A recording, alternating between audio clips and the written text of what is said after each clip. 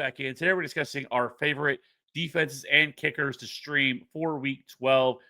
First, we're going to talk about our top defenses of the week, and we're going to start with the Seattle Seahawks. Not surprising against the Tennessee Titans. Seattle's defense has been one of the top units in the league this year. They currently rank top 10 in almost every metric you could find for defenses. They were also the number one scoring defense this season, averaging 9.6 fantasy points per game. Expect that trend to continue again this week against the Titans, who are legitimately been one of the worst offenses we've seen in quite some time. Joey Sly is literally their top scoring fantasy producer of this offense, scoring 9 fantasy points per game. As an offense, the Titans are averaging just 14.3 points per game. They are producing 242 yards per game and converting a lowly 29% of third downs, all ranked dead last. Rookie Cam Ward is also just completing 58% of his passes and averaging just 163.6 passing yards per game. He's also been sacked on 11% of his dropbacks, which ranks 31st. Simply put, the Seahawks should absolutely smash this week. Move over to the Baltimore Ravens versus the Jets. The Ravens were off to a horrific start this year. In fact, they produced negative fantasy points in 4 of their first 5 games. However, over their last 4 games, we have seen this unit get healthier and make some changes to quite the turnaround. Since week 8, the Ravens are the number 3 scoring fantasy defense. Next up for the Ravens is a matchup against the Jets. It was announced today that Tyrod Taylor will start this game. This offense is completely devoid of any offensive talent outside of Breece Hall and Ricky Mason Taylor at this point. The team is going to be trotting out cast-offs like A.D. Mitchell and John Mechie due to injuries to Garrett Wilson. The Jets' only real hope is riding the run game, which actually has been pretty good, where they have the 6th highest success rate, and their 5-yard per carry is 3rd highest rate in the league.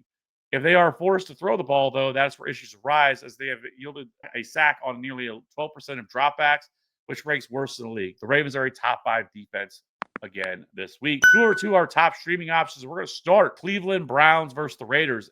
Now, it really is a shame that Myles Garrett continues to waste his career in Cleveland, but you have to respect his loyalty to the franchise. Garrett had a monster game again on Sunday, racking up 4 sacks against the Ravens. He's now become the first player since 1982 to record 12-plus sacks in 6 straight seasons. The Browns' defense as a whole has been a solid fantasy defense. They have produced a top 10 scoring week in 5 of their last 8 games. Over their last 4 games, we have seen some of their best work, averaging 10.3 fantasy points per game, which only trails the Seahawks. In Week 12, the Browns traveled to Las Vegas to face one of the worst offensive lines in the league. This game has a gross 36.5-point total. Myles Garrett and company should have a field day against this offense. Move over to the other side of this game, and that's going to be the Las Vegas Raiders. Now, the Raiders' defense is also a very viable streaming option for me this week. The Browns will likely be without rookie quarterback Dylan Gabriel due to concussion he suffered in their loss to the Ravens. This will leave third-string rookie quarterback Shedeur Sanders as the team's starting quarterback. In place of Gabriel, Sanders looked completely lost. He completed just 4 of 16 passes for 47 yards and 1 INT and 2 sacks for an ugly 13.5 passer rating. While the Raiders have not been a unit we look to play on a regular basis, this matchup does set up well for them to take full advantage, especially with a 36.5-point game total. Fire up the Raiders defense as a top 12 unit this week. Lastly, let's talk about the New Orleans Saints. We are just going full steam ahead on gross defensive streaming options this week, but with news that Michael Penix suffered a partially torn ACL and will miss the rest of the season, as well as the star wide receiver Drake London going down with a PCL injury, this will leave Kirk Cousins as the starting quarterback. Now, we do remember last year, Kirk Cousins was absolutely horrific before they turned to Michael Penix late in the season. He hasn't fared any better this season in the limited action he's already seen. The Saints currently rank as a DST 23. Obviously not great, but they have fared slightly better in recent weeks as they have been the DST 15 over their last 4. The Saints are a rare 1.5-point home favorite, and this game has a lowly 38.5-point total. So I do think the Saints are also a very viable streaming option this week. Let's keep moving here. Let's move over to the kickers, and we're going to start with Cairo Santos versus the Steelers. Now, Santos has been on an absolute heater since returning from injury. Santos has been a top 10 scoring kicker in 3 of his last 4 games. Overall, in 8 games, he's the kicker 9, averaging 10 fantasy points per game, while he's only converted 80% of his attempts. What really has carried him has been his 8 field goals of 40 or 50-plus yards, which ranks top 10 among kickers.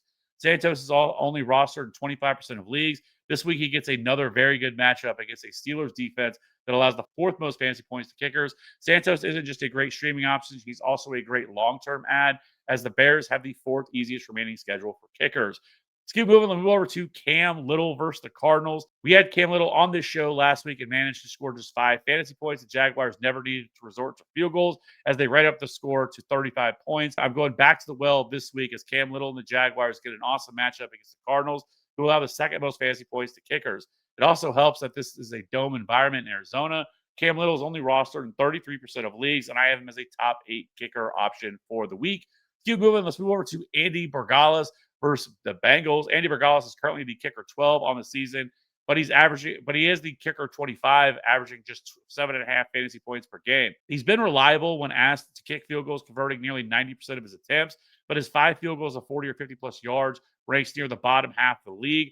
What really has helped him is his 33 PATs, which ranks third highest, trailing only Jake Bates and Jason Myers. I will say recently things have started to trend up for the rookie kicker. Over his last 4 games, he's converted 6 of 7 field goals and is the kicker 8 in fantasy points per game over that span. Next up for the Patriots is a very juicy matchup against a poor Bengals defense, allowing 9 fantasy points per game, which ranks 12th highest. Lastly, I want to talk about a few other guys I think we could also look to target this week. Blake Grupe is 1 versus the Falcons. It's been a rough year for Blake Grupe. He's only converted 73% of his attempts. However, he has been more accurate recently as he's made all of his field goals over the last 4. We have seen some spike weeks where he's been the kicker 3, scoring 16 fantasy points in back-to-back weeks in weeks 5 and 6 against the Giants and Patriots. Next up for Group A is a very good matchup against the Falcons, who have allowed the 8th most fantasy points to kickers. Fire up Group A as a top 15 kicker option for me this week. And lastly, I wanted to mention Fairbairn versus the Bills. D'Amico Ryan announced today that Fairbairn is expected to return this week against the Bills on Thursday Night Football. Fairbairn has missed the last 2 weeks with a quad injury on the season. He's averaging the most fantasy points per game at a rate of 11.9. He's converted 88% of his attempts and has already connected on 12 field goals of 40 or 50 plus yards. If he's sitting out there, he's certainly a viable option this week and rest of season as well. He's only rostered in 40% of leagues. So if Fairbairn is out there, he would probably actually be my top ad of the week. But he is much more owned. So I didn't want to make him as part of the streaming option. But he's not just a streaming option. He is a player you can add rest of season because he is routinely near the top of the league in field goals of 40 or 50 plus yards. And that is a good thing to have for any kicker. So that being said, if you have any questions, leave them in the comments section below. We'll see you on the next one. Bye.